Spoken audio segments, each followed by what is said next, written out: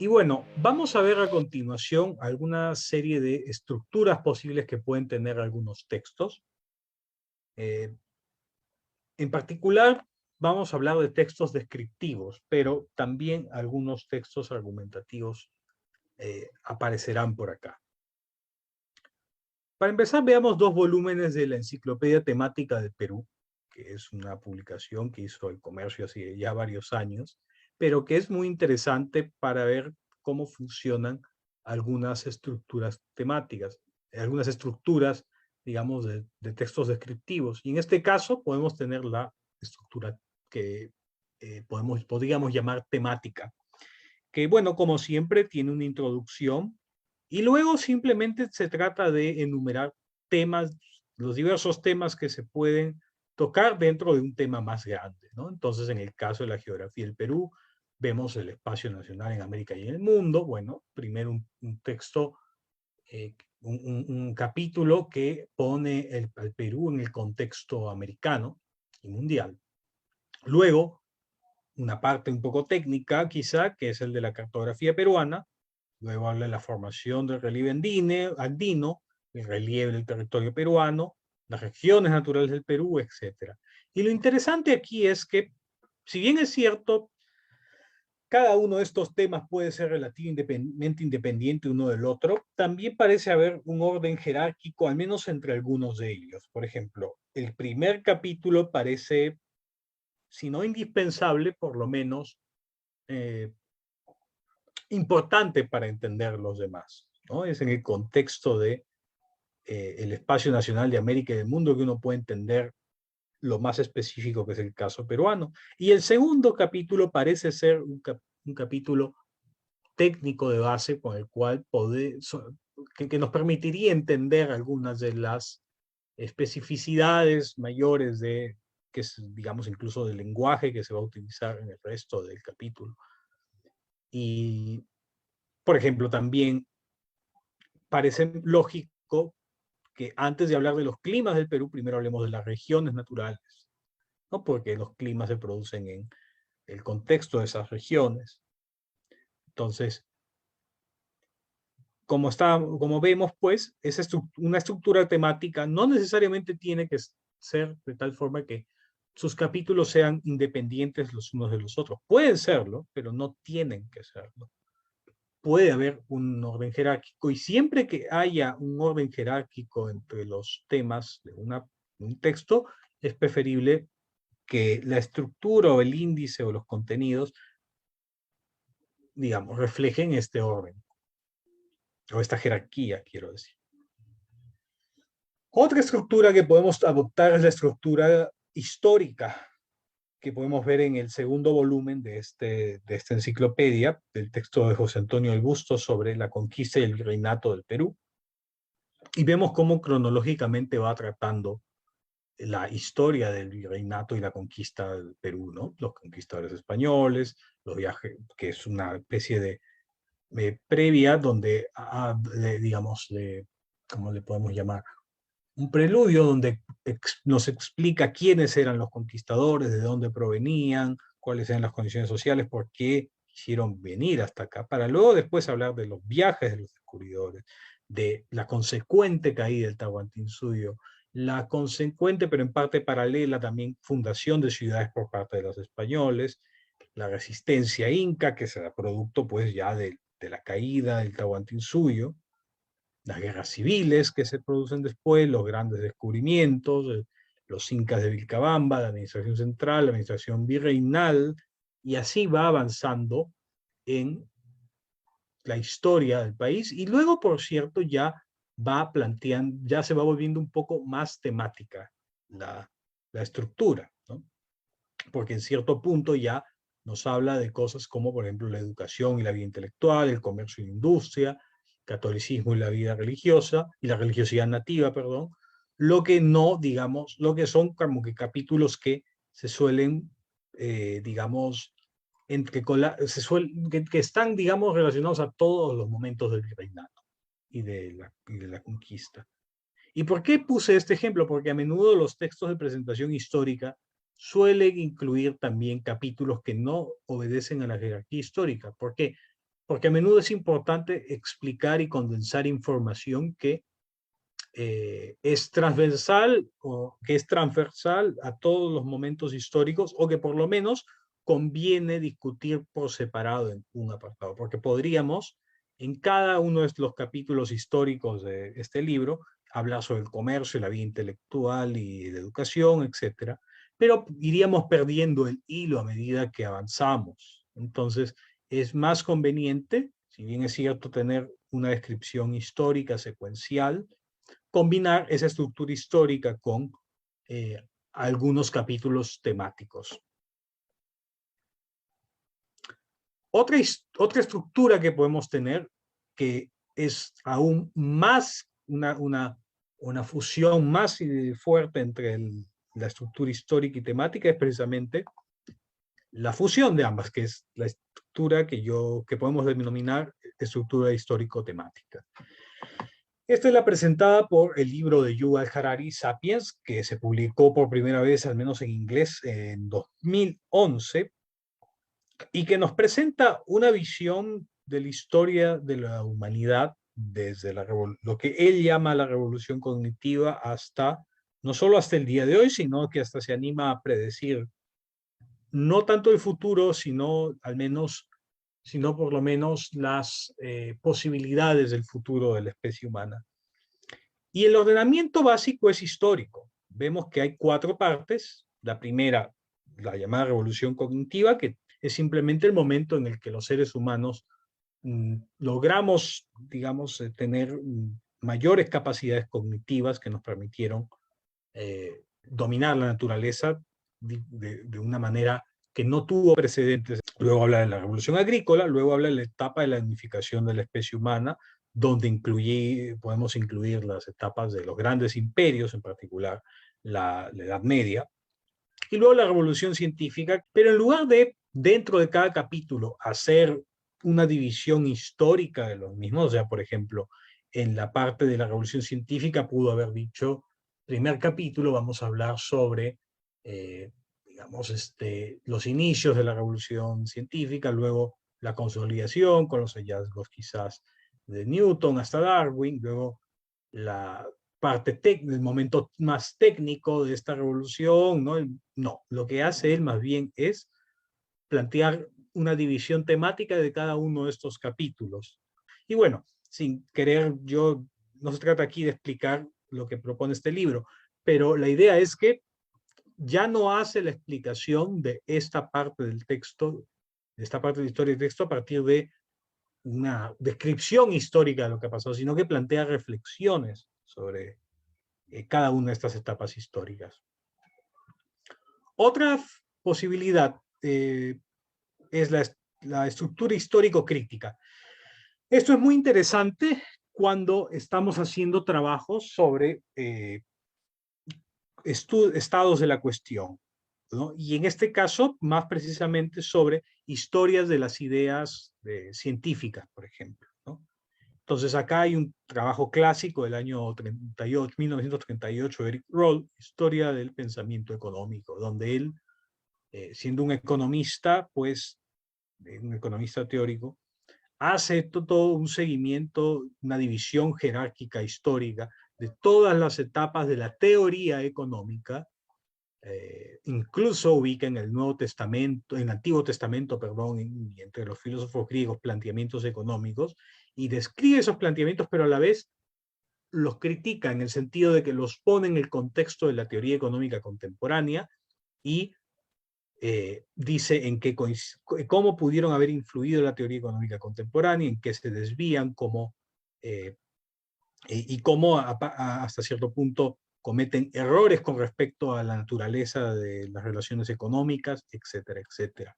Esa es una estructura histórico-crítica, una donde trabajamos, donde hacemos un recuento histórico de las ideas de diversos autores y las criticamos, señalando sus errores, pero sobre todo las ponemos en el contexto de una discusión y normalmente con la discusión actual que hay en la disciplina. Ese es el sentido en que es crítica, ¿no? En parte también poder plantear, digamos, críticas o desventajas de las ideas de las que se está hablando, pero sobre todo de revelar o ponerlas en el contexto, sí, ponerlas en el contexto eh, de la disciplina tal como existe ahora, ¿no? Y cualquier disciplina en la que vengan ustedes, también se puede hacer un texto del mismo modo. Y bueno, tenemos estructuras mixtas también, ¿no? De hecho, ya el libro de José Antonio del Busto, ya veíamos que era un poco mixta porque no es puramente histórica, de hecho no es fácil hacer una estructura puramente histórica, por las razones que ya dimos. Pero en este caso resulta interesante porque tenemos un texto muy reciente del año pasado de Manuel Medrano sobre los quipus, donde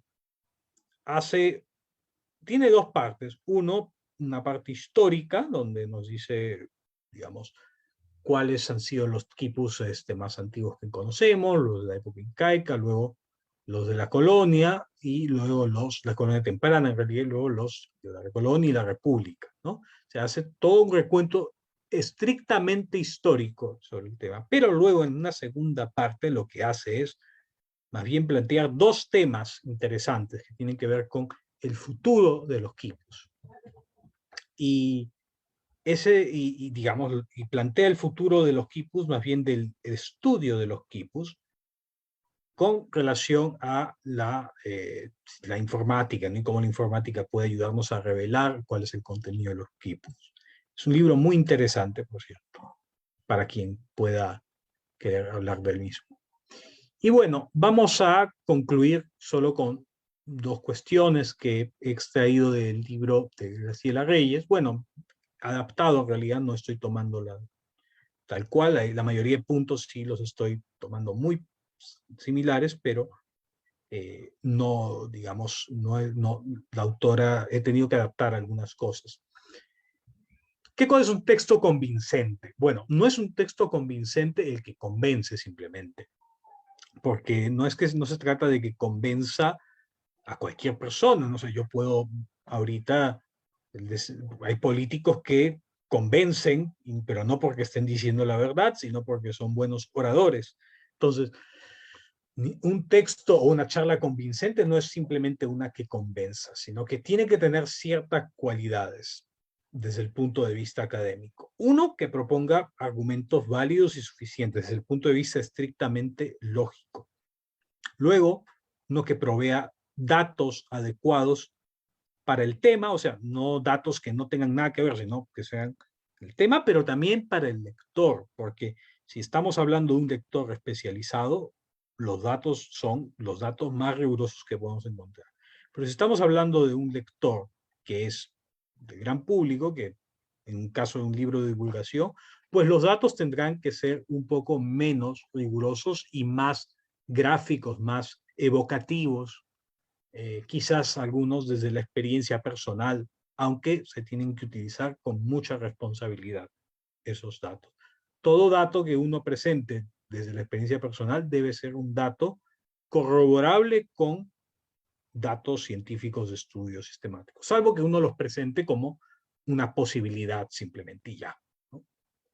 Luego, es un texto convincente que permite que el lector saque las inferencias necesarias para llegar a la conclusión. O sea, no es un texto que simplemente te dice, bueno, esta es la conclusión y este es el argumento y créeme, sino que también debe permitir que el lector, no debe subestimar al lector, debe permitir que el lector pueda plantear y llegar a sus propias conclusiones a partir de lo que tú le has dicho, incluso conclusiones que puedan ser distintas a las que tú estás defendiendo. Y eso no es malo porque de repente ese lector en el futuro va a escribir y te va a decir en qué te has equivocado. Es un texto que conecta correctamente los datos y las tesis que defiende por medio de un argumento, por supuesto. Contrasta las tesis propias con otras contrarias y muestra la superioridad de las primeras. Bueno, hasta cierto punto, y con superioridad queremos decir que si estamos defendiendo una hipótesis, tenemos que compararla con otras hipótesis, tenemos que decir por qué nuestra hipótesis es preferible y en ese sentido superior a las alternativas. Finalmente, amplía y mejora los conocimientos, o amplía o mejora, perdón, los conocimientos o creencias del lector. Y por supuesto, porque se trata, la idea con un texto expositivo es que pueda enriquecer el conocimiento o al menos las creencias de las personas. Porque a veces, claro, podemos escribir un texto y no resulta siendo conocimiento porque de repente algunos años después se hacen varios descubrimientos que tiran por la borda lo que estamos diciendo. ¿Cuántos grandes artículos, por ejemplo, o textos de difusión de divulgación sobre la mecánica newtoniana publicados antes de la década de 1910 han ampliado y mejorado las creencias de las personas, pero no necesariamente los conocimientos, porque después se descubrió que toda la teoría era simplemente falsa, ¿no? Aun cuando pueda ser aplicable, ¿no?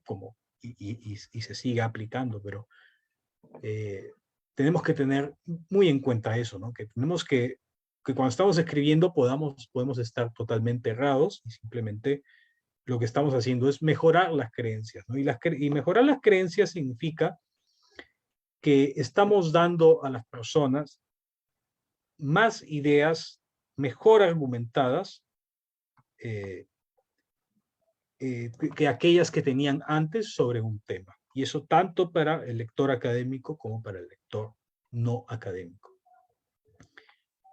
Y una serie de consejos también modificados de Graciela Reyes que tienen que ver con la revisión del texto. Porque hay una cuestión, uno puede escribir un texto quizá incluso un día de tirón porque tenía todo perfectamente listo, pero la revisión es necesaria y de hecho un texto está constantemente siendo revisado, casi es muy difícil pensar que uno va a terminar de escribir primero bien el primer párrafo de la introducción o del primer capítulo y luego va a avanzar con el segundo. Normalmente eso no funciona porque cuando uno termina de escribir el texto tiene que volver y por más que lo hayas escrito tu primer párrafo perfectamente, no hay ninguna garantía de que este no requiera una revisión posterior que le permita que nos permita conectarlo mejor con el último párrafo, con el párrafo del medio, etcétera, o con el párrafo donde está el principal argumento, por ejemplo. Pero lo que sí existe es que después de haber terminado de escribir todo el manuscrito, en una primera versión del material completo, sí conviene hacer una serie de revisiones más sistemáticas, ya no tan, digamos, al azar, sino revisiones que son solamente revisiones. Ya no estamos escribiendo y de paso revisando, sino que estamos dedicándonos exactamente a revisar. Y algunas preguntas recomienda Graciela Reyes hacerse al momento de hacer esta revisión. Primero, la intención de lo que se está escribiendo, o sea, qué cosa está queriendo hacer el autor. Hay que ver si estamos dejando en claro qué es lo que queremos hacer en el texto. Tenemos que tratar de buscar, ver si todo está bien y tenemos que pedir opinión de otras personas a menudo. Si no podemos, por ejemplo, contratar a alguien que sea un corrector de estilo, por ejemplo, ¿no? Un editor académico, por lo menos tenemos que compartir el texto, al menos en lo posible, con alguien que sea del público al que esté dirigido el texto. Por ejemplo, si está dirigido a especialistas, entonces lo puedo compartir con mi asesor de tesis o algún investigador con un poco más de experiencia, o con un estudiante también que sea menor que yo, porque también es importante saber hasta qué punto están entendiendo o no están entendiendo. Y si es un texto de divulgación, por supuesto, con alguien que no esté relacionado que no sea un especialista, ¿no? Luego hay que buscar que el registro, el vocabulario y otros elementos como las figuras y los gráficos estén bien puestos, bien enseñados, no hacer más figuras y gráficos que lo que es necesario. Solamente aquellos que nos van a servir para argumentar nuestro punto y que tengan información, digamos, abundante sobre un tema, ¿no? No se puede hacer gráficos y figuras simplemente con dos columnas de datos y ya. Normalmente eso no es aceptable. Luego, también es importante ver si la frase inicial y final del texto son lo suficientemente interesantes, si dan una buena idea, en el caso del inicial, de de qué trata el texto o cuál es el tema del texto, y si al final, digamos, logra cerrar con suficiente fuerza la idea principal que se quería concluir en el texto. Luego también hay que ver si todas las conclusiones están debidamente justificadas, porque a veces pasa que entre las conclusiones del texto alguien pone una que no está bien justificada, y eso nos pasa a todos, ¿eh? No es algo poco común. A veces tenemos la tentación de poner algo que no está bien argumentado en el cuerpo del texto. Entonces, hay que tener mucho cuidado con eso. Luego, la estructura del trabajo, hay que revisarla una y otra vez, porque a veces sucede que no está bien la estructura, y de repente hay un capítulo que debería estar antes o debería estar después, y hay que cambiarlos, o hay capítulos que deberían ser eliminados de repente, o secciones, ¿no? También hay que preocuparse, dice Graciela Reyes, contextualizar bien el problema, tratar de hacer que el lector le importe el problema al contextualizarlo en otras cosas que le puedan interesar, pero también en el sentido de su importancia con respecto al conocimiento, en el caso de los textos académicos. Otra cosa que a mí me parece muy importante es buscar si hay alguna contradicción en el texto, o algo que se pueda interpretar como una contradicción, y tratar de evitar eso por todos los medios, porque a menudo pasa que los revisores no leen de manera muy atenta los textos que se envían, o de repente no estamos escribiendo muy bien nosotros mismos, y sucede que dos frases que, si uno las lee bien, no se contradicen, si uno las lee mejor se da cuenta de que pueden dar lugar a interpretarse como una contradicción. Entonces hay que evitar por todos los medios eso, o por lo menos hay que insertar aclaración. Aunque les digo que a veces insertando aclaraciones los revisores no se dan cuenta de eso, ya he tenido experiencia. Y bueno, también obviamente evaluar si los argumentos son lo suficientemente buenos, ¿no? Bueno, ahí me comí la palabra buenos, pero en fin, es importante, y es quizá lo más importante.